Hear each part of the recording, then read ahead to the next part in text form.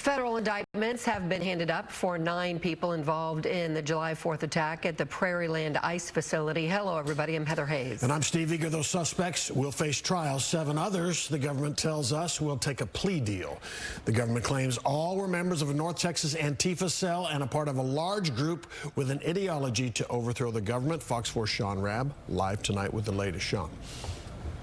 Yeah, and supporters of the nearly 20 people who've been named either in a federal indictment or by federal information say they're not connected to Antifa or any other terrorist group. Former federal prosecutors say that the government's going to have to show what happened at Prairieland. That nighttime incident was something more sinister than a noise protest, as the defendants claim on the 4th of July. It's very, very serious charges, and it'll be interesting to see what happens at trial. These are the faces of some 18 people charged with different levels of involvement in the attack outside the Prairieland ICE detention facility July 4th. Fireworks were shot off as federal property was damaged. The government charges to bring agents outside. A responding Alvarado police officer was shot in the neck, surviving his injury. These 9 face federal indictment for the most serious charges. That are charged with either attempted murder of a federal agent or a local police officer, or other types of material support from terrorists. The DFW Support Committee, backing those facing federal charges, tell Fox 4 they believe the indictments came as a consequence of people refusing plea deals. But a handful of defendants charged with providing material support to a terrorist have accepted offers from the government and will begin plea hearings this week. The government has said those involved in the Prairieland attack are part of a bigger movement, Antifa, recently labeled a domestic terror organization by the Trump administration.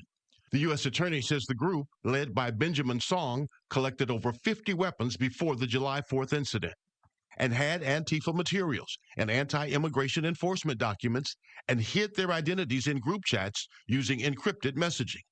While this is the first indictment in the country against what the government calls Antifa cell members, former federal prosecutor John Tickle says the Justice Department now has to prove that.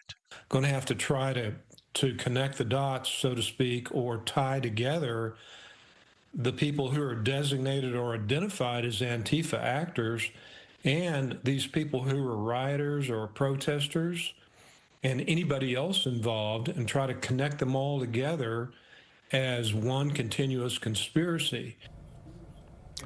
So the government asked a federal judge to declare this case complex, and the judge did so. That suddenly means that the 6th Amendment right to speedy public trial does not apply here. The government can take as long as it needs to build its case. They've indicated they may add charges, as well as that some of the evidence that needed could be classified documents. Those documents would have to be declassified, then given, of course, to a team of defense attorneys. A team of attorneys will take weeks to prepare for a trial that could take many weeks. Sean Rabb, thank you.